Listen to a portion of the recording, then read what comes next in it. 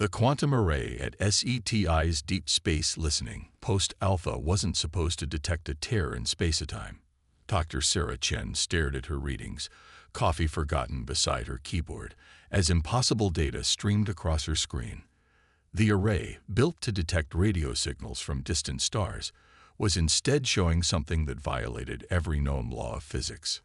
"Marcus, you need to see this," she called to her colleague.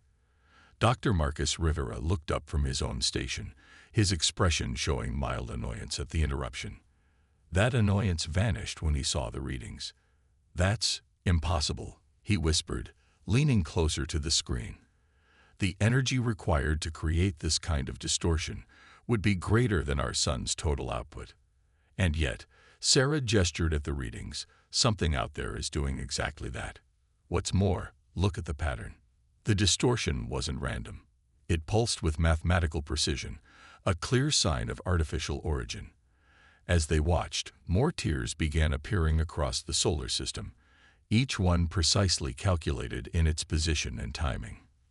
Within hours, every major space agency on Earth was tracking the phenomena. The International Space Command, humanity's unified response to extraterrestrial threats, called an emergency session. Sarah and Marcus found themselves rushed to the ISC headquarters beneath Mount Cheyenne, their data now classified at the highest levels. Admiral Helena Zhao stood before the assembled scientists and military leaders, her expression grim. "Ladies and gentlemen, what we're seeing appears to be a coordinated approach pattern. Something is coming, and they're using technology far beyond our current understanding." Sarah stepped forward, pulling up her latest analysis. "The tiers are creating a stable network, like waypoints. Whatever's coming is using them for navigation. Based on the energy signatures, we're looking at vessels larger than anything humanity has ever built." "How long?" The Admiral's question cut through the murmurs of discussion. "At current speeds, 3 months, maybe 4. They'll reach Earth's orbit by then." The room fell silent as the implications sank in. Humanity had long prepared for first contact, but not like this. Not with beings who could tear apart the fabric of space itself. "There's more," Marcus added, his voice steady despite the tension. "We've detected transmissions through the tiers. Our quantum computers are still decoding them, but what we've translated so far..." He paused, looking around the room. "They're not asking for permission to enter our space. They're announcing their right to claim it." Admiral Zhao's jaw tightened. "Show me." The decoded message appeared on the main screen, its implications chilling.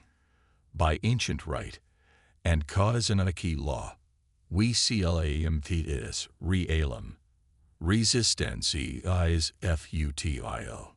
Submission is mandatory." "Well," the Admiral said after a long moment, "they certainly aren't subtle." Sarah stepped forward again. "Admiral, there's something else you should know. The quantum array wasn't supposed to detect these tiers at all. It shouldn't have been possible. But 3 years ago, we made modifications to detect quantum fluctuations in spacetime. Modifications based on theoretical work that everyone said was impossible. Project Prometheus." Admiral Zhao nodded. "I remember the proposal. Your team claimed you could detect manipulations of reality itself." "Yes, and now we have proof it works. But more importantly, if we can detect these tiers..." Sarah took a deep breath. "We might be able to create them ourselves." The Admiral's eyes narrowed. "Are you suggesting what I think you are, Doctor?" "I'm suggesting that humanity doesn't have to be helpless. We've had theories about manipulating spacetime for decades. We just lacked proof it was possible. Now we have that proof. And more importantly, we have working examples to study." Marcus pulled up new data. "The tiers they're creating. They're following patterns we've already theorized. It's like they're using a more advanced version of technology we've already started to develop." Admiral Zhao was quiet for a long moment, considering the implications. Finally, she spoke. "How quickly can you adapt your research into something practical?" "With unlimited resources and global cooperation. Maybe 2 months," Sarah replied.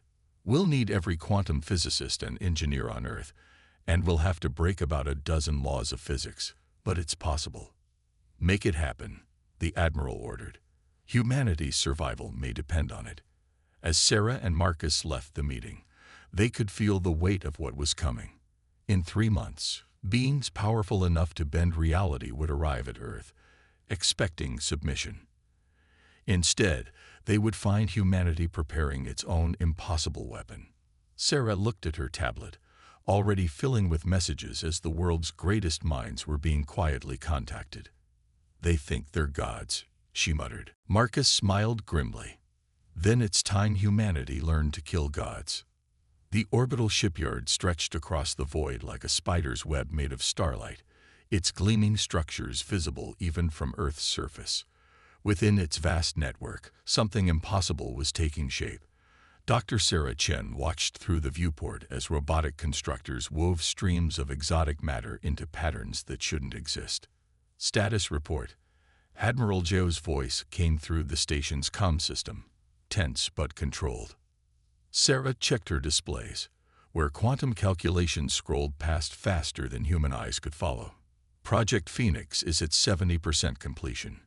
We're pushing the boundaries of what's possible, Admiral. Every time we think we've hit a limit, we find a way around it. The construction bay below her viewport housed the heart of humanity's response to the approaching threat. What had started as theoretical research into space-time manipulation had evolved into something that defied conventional physics.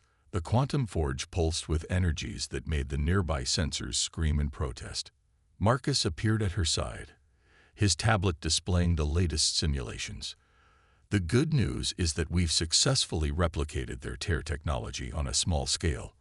The bad news, we're detecting increased activity from the approaching fleet. They're accelerating. Sarah's fingers flew across her console, pulling up the deep space feeds. The invaders' tiers in spacetime had grown more numerous, forming a complex network that stretched from the outer solar system to Earth's orbit. Each tear pulsed with enough energy to power a civilization, a casual display of technological superiority meant to intimidate. They're trying to frighten us, she muttered, showing off their power before they arrive. It's working, Marcus admitted. Half the world's governments are ready to surrender. If Project Phoenix fails, it won't. Sarah cut him off. She turned to face the massive construction taking shape before them. We've learned more about physics in the last 2 months than in the previous century. They gave us the key when they showed us those tiers. Now we're building something they never imagined possible. The station shuddered as another pulse of energy flowed through the quantum forge. In the construction bay, reality itself seemed to bend around the half-finished device. Project Phoenix wasn't just a weapon. It was humanity's attempt to rewrite the rules of the universe. Admiral Zhou's hologram appeared in the control room. We've intercepted new transmissions from the fleet. They're no longer bothering to encode them. She gestured, and the message appeared in glowing text. Your ATMPTs at resist and CAKVBBEN noted. Your technology is primitive. Your defiance is futile. Prepare for integration into the cosmic hierarchy. Sarah couldn't help but smile. They still don't understand what we're building, do they? No, the Admiral replied. Our quantum masking is working. They can detect the energy we're using, but not how we're using it. Though that won't last much longer. Their scout ships will reach Mars orbit within the week. Marcus pulled up new calculations. We've finished analyzing their tear technology. It's elegant but limited. They're using it purely for transportation, creating stable corridors through spacetime.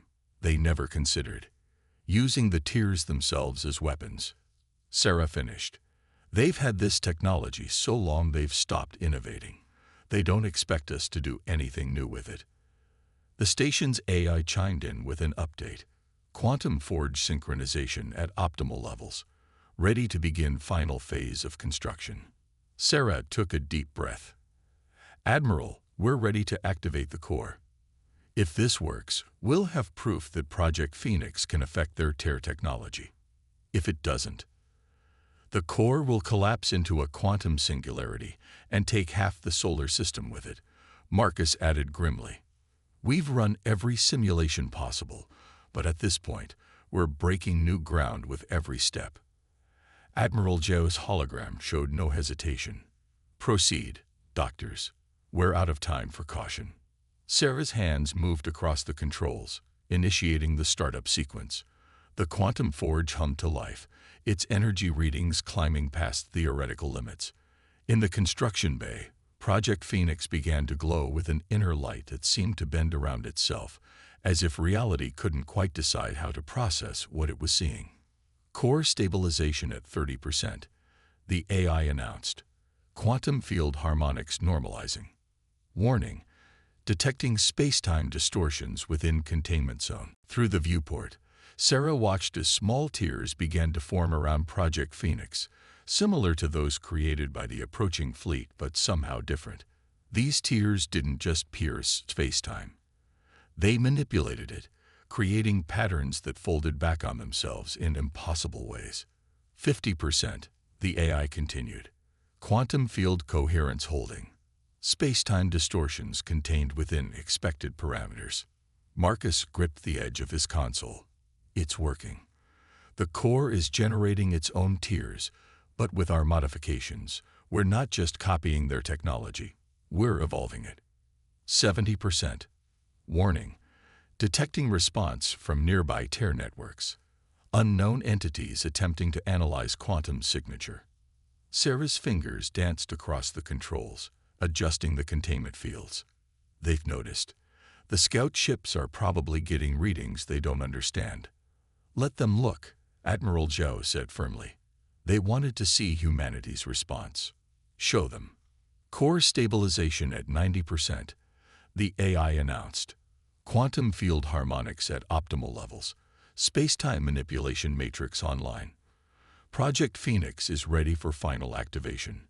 As the core reached full power, the tears around it began to pulse in complex patterns, creating a web of manipulated space-time that responded to human control. For the first time in history, humanity held the power to reshape reality itself. Sarah looked at the deep space feeds, where the invaders' fleet continued its approach. They think they're gods, she said softly.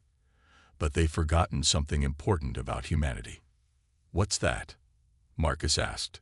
We've been killing gods since we first learned to tell stories. And now, she gestured at Project Phoenix, its impossible form now fully active and ready. Now we have the weapons to do it for real. The first attack came without warning.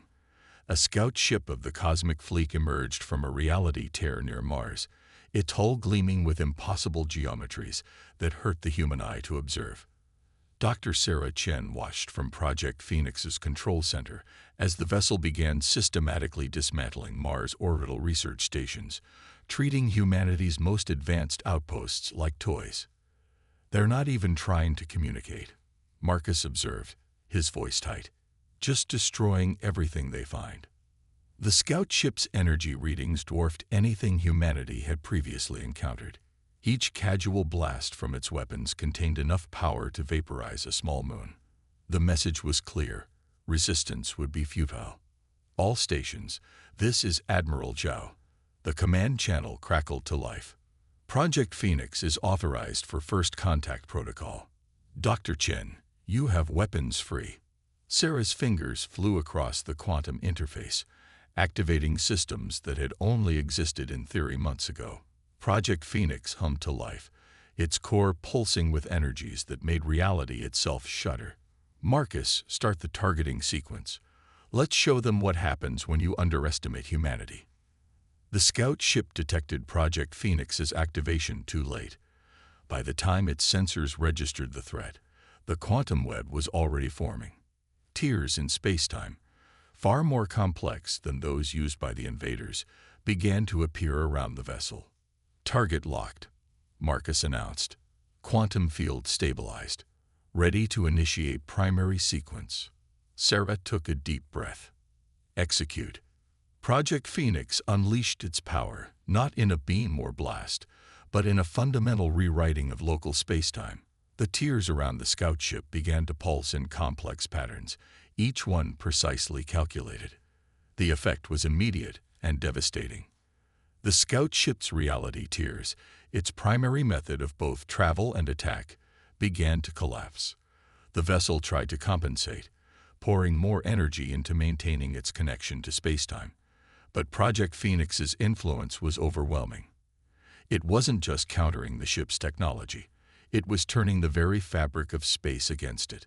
By all the laws of physics, Marcus whispered, watching the sensor readings, we're not just closing their tiers, we're using their own energy against them.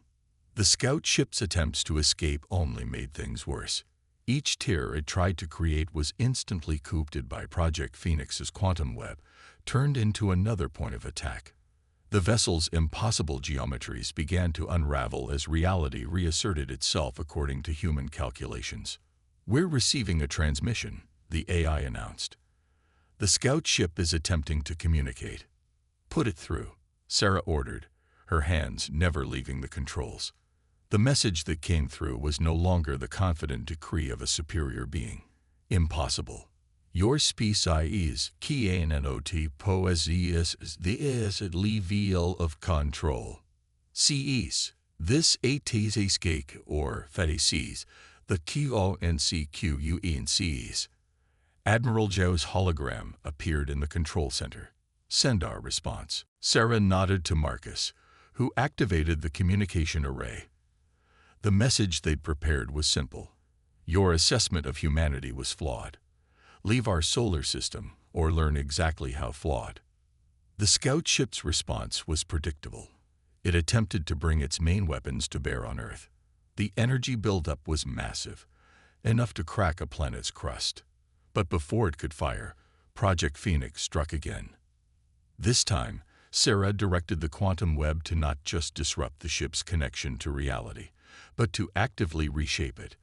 The tiers around the vessel began to constrict, forcing it to exist in strictly human-defined parameters of spacetime. The effect was catastrophic for the invaders. Their technology, dependent on their ability to manipulate reality freely, began to fail. The scout ship's impossible geometries collapsed entirely, leaving it trapped in normal spacetime, bound by laws of physics it had previously ignored. Energy signatures are failing, Marcus reported, excitement creeping into his voice. Their weapons are offline. Hull integrity is compromising. They can't maintain their form without their reality manipulation technology. The vessel, once a terrifying display of cosmic power, now drifted helplessly in space, its crew broadcasting increasingly desperate messages to the main fleet. Sarah watched the sensor readings with grim satisfaction. Project Phoenix hadn't just defended Earth. It had proven that humanity could fight back on equal terms. Primary target neutralize, the AI confirmed, detecting multiple new reality tiers forming at the edge of the solar system. The main fleet is responding. Admiral Zhou's expression was fierce. How many? Hundreds, Marcus answered, checking the long-range sensors. Maybe thousands. They're accelerating toward us. Time to arrival. 6 hours. Sarah began recalibrating Project Phoenix's systems, preparing for a much larger battle. They'll adapt their tactics now that they know what we can do. The next fight won't be so easy. No, the Admiral agreed. But we've proven something crucial today. These self-proclaimed gods can bleed. And if they can bleed, we can kill them. Sarah finished, watching as Project Phoenix's quantum core pulsed with renewed energy. In the distance, the approaching fleet tore holes in reality with each step of their advance, but now those tiers held a different meaning. They weren't just signs of overwhelming power anymore. They were targets. The void between Mars and Earth erupted with tears in reality as the cosmic fleet arrived in force. Thousands of vessels, each larger than Earth's largest cities, emerged from impossible spaces. Their hulls rippled with geometries that defied conventional physics, a display of power meant to crush any hope of resistance. Dr. Sarah Chen stood at Project Phoenix's main control interface, her expression focused despite the overwhelming odds. The quantum core hummed behind her, its energy signature now matched by hundreds of smaller cores in defensive satellites across Earth's orbit. They're broadcasting, Marcus announced from his station. The message appeared on every screen in the control center. Your defiant is noted. Your primitive victory against our scouty was impressive, but futile. Witness now the true power of the cosmic hierarchy. The fleet began to move in perfect synchronization, their reality tiers forming a vast web that threatened to envelop the entire inner solar system. The scale of their attack was beyond anything humanity had prepared for. Multiple quantum signatures detected, the AI warned. They're attempting to rewrite local space-time parameters. Estimated reach, entire solar system. Admiral Zhao's hologram appeared, her face stern. Dr. Chen, initiate Defense Protocol Omega. All stations, prepare for reality warfare. Sarah's fingers danced across the quantum interface, activating the full network of humanity's defenses. Project Phoenix had been upgraded since its first encounter. Its capabilities expanded based on what they'd learned. As the cosmic fleet advanced, humanity's response took shape. Thousands of quantum satellites activated simultaneously, each one a miniature version of Project Phoenix's core technology. They began creating their own tiers in reality, but with a crucial difference. Where the invaders' tiers were brute force attempts to rewrite space-time, humanity's were surgical and precise. They're trying to box us in, Marcus observed, watching the tactical display, creating a closed system of altered reality around Earth. Sarah nodded, just as we expected. Execute Countermeasure Alpha. Project Phoenix's main core pulsed, sending a wave of quantum energy through the defensive network. Each satellite responded, their tiers beginning to interfere with the cosmic fleet's attempt to reshape reality.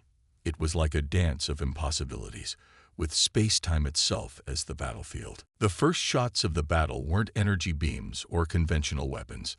They were alterations in the fundamental laws of physics, each side trying to impose their will on reality itself. The cosmic fleet's attacks were overwhelming but predictable, relying on sheer power. Humanity's defense was adaptive, using the invaders' own energy against them. Multiple breaches in their reality web, Marcus reported. Our quantum interference is working. Their ships can't maintain stable tiers in the affected zones. But the cosmic fleet was learning. Their formation shifted, adapting to humanity's tactics. New tiers began to form, these ones more complex and harder to disrupt. Several defensive satellites were caught in reality distortions, their quantum cores overloading as they tried to compensate. They're targeting our network nodes, Sarah realized, trying to isolate Project Phoenix from its support system. Admiral Zhao's voice was tense. Can we hold them? Sarah watched as another wave of attacks battered Earth's defenses. The quantum network was straining, but holding. Yes, but not forever. We need to do more than just defend. She pulled up new command sequences, implementations of theories they hadn't dared test until now. Marcus, prepare the quantum resonance cascade. We're going to show them why underestimating humanity was their biggest mistake. The cosmic fleet had pressed their advantage, their reality tiers now forming complex geometric patterns around Earth. To any observer, it would have looked like humanity was about to be crushed by superior force. But Sarah saw something different in the patterns. She saw opportunity. All stations, this is Dr. Chen. Prepare for Protocol Prometheus. The quantum core of Project Phoenix began to pulse in new rhythms, its energy signature changing in ways that made the invaders' sensors struggle to comprehend. Instead of fighting against their reality tiers, it began to harmonize with them, creating resonance patterns that grew stronger with each pulse. What are you doing? Marcus asked, watching as new equations filled his screen. They think reality is something to be conquered, Sarah replied, her hands moving across the interface with practiced precision. We're going to show them it's something to be understood. The effect began slowly at first, almost imperceptible. The cosmic fleet's reality tiers started to synchronize with Project Phoenix's quantum field, their energy feeding into patterns they didn't understand. By the time they realized what was happening, it was too late. Quantum resonance at critical levels, the AI announced. Reality wave forming. Sarah watched as her calculations played out on a cosmic scale. The combined energy of the invaders' tiers, channeled through Project Phoenix's quantum network, created something new. A cascading wave of altered reality that spread through their entire fleet. Ships that had seemed invincible moments before found themselves trapped in pockets of space-time that obeyed human-defined laws of physics. Their impossible geometries collapsed, their weapons failed, and their mighty reality tiers began to close. "Status report," Admiral Zhao demanded. Marcus's voice was filled with awe. "It's working. We're not just fighting their technology. We're rewriting the rules they operate on. They can't maintain their form in our altered space-time." The cosmic fleet's response was chaos. Some ships tried to retreat, only to find their reality tiers collapsing. Others attempted to fight back, but their weapons couldn't function in space-time that no longer obeyed their assumptions about physics. Receiving multiple surrender signals, the AI reported. "The fleet is in disarray." Sarah allowed herself a small smile. "Send our response. Welcome to humanity's universe. Here, your God's laws don't apply." In the aftermath of humanity's victory, the solar system bore scars of the reality war. Tiers in space-time slowly healed under Project Phoenix's influence, while the once mighty cosmic fleet hung motionless in Earth orbit, their ships bound by laws of physics they had never expected to face. Dr. Sarah Chen stood before the United Earth Council, her quantum interface tablet displaying the final battle statistics. Behind her, through the chamber's vast windows, the captured ships of the cosmic fleet glinted in the sunlight, their impossible geometries now forced into shapes the human eyes could comprehend. "The last of their reality tiers have been stabilized," she reported. "Their technology is effectively neutralized within our space-time framework. More importantly, we've learned how to maintain this effect permanently." Admiral Zhao stepped forward. "The fleet's commanders have requested the formal audience. It seems gods can learn humility when properly taught." The chamber's main display activated, showing the image of the cosmic fleet's supreme commander. The beam's form shifted constantly, trying to maintain its multidimensional nature despite the human-imposed limitations on local reality. "We," the commander's voice resonated through the chamber, noticeably lacking its former arrogance, "request terms." Sarah exchanged glances with Marcus, who nodded and brought up their prepared response. They had anticipated this moment, planned for it since Project Phoenix's first successful test. "Terms are simple," Admiral Zhao stated. "You will acknowledge Earth and the solar system as sovereign territory, outside your cosmic hierarchy. You will share your complete scientific knowledge base, including all applications of reality manipulation technology. In return, we will show you how we defeated your fleet." The commander's form flickered. "You would teach us, we who have ruled reality since before your species learned to walk upright."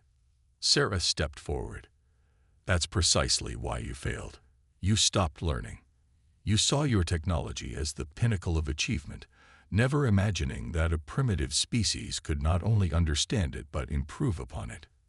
She gestured to her tablet, sending data to the commander's ship. "What we did wasn't just about matching your power. We fundamentally changed how reality manipulation works. Project Phoenix doesn't force space-time to obey. It convinces it to cooperate." The data streamed across the display, showing the elegant mathematics behind humanity's approach. The commander's form stabilized slightly as they processed the information, understanding dawning in their multi-dimensional consciousness. "Impossible," they whispered. "The equations, they're beautiful. How did you discover this?" "Because we had to," Marcus replied. "We didn't have the luxury of unlimited power or ancient technology. We had 3 months to solve a problem that should have taken centuries, so we looked for answers nobody had thought to seek. Admiral Zhou's voice was firm. This is humanity's gift to the cosmos. Not dominance through force, but progress through understanding.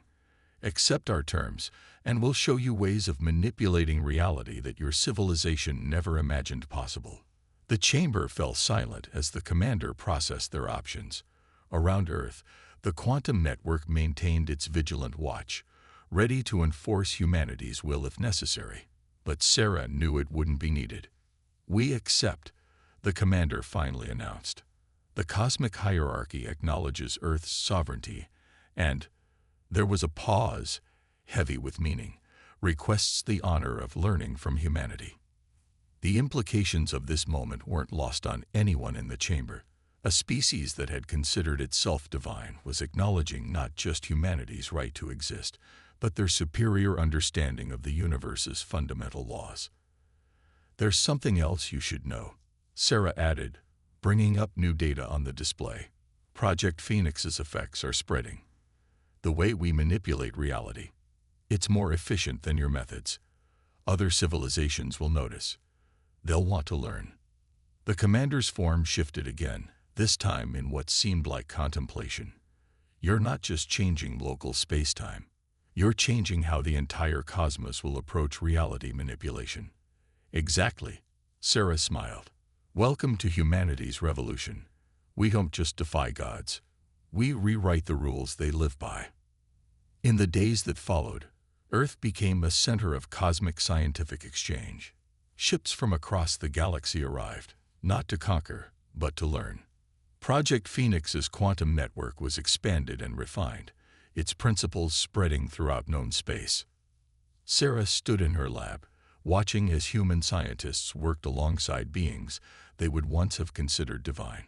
On her quantum interface, new theories and applications of reality manipulation were being developed at an unprecedented rate. "They still don't quite understand, do they?" Marcus asked, joining her at the viewport. "Understand what?" "Why we succeeded where they failed. Why a primitive species could revolutionize technology they used for eons." Sarah watched as another tear in reality formed near Earth, this one created using humanity's refined methods. It was smaller than the cosmic fleet's tiers had been, more elegant, and far more stable. "Because we never wanted to be gods," she replied. "We just wanted to survive. And in doing so, we proved that understanding is more powerful than dominance." Outside, Earth's quantum network continued its silent watch, not as a weapon anymore, but as a beacon. It stood as a testament to humanity's greatest victory, the day they proved that even gods could learn, grow, and change. The cosmic hierarchy had arrived expecting to find servants. Instead, they found teachers, and the universe would never be the same.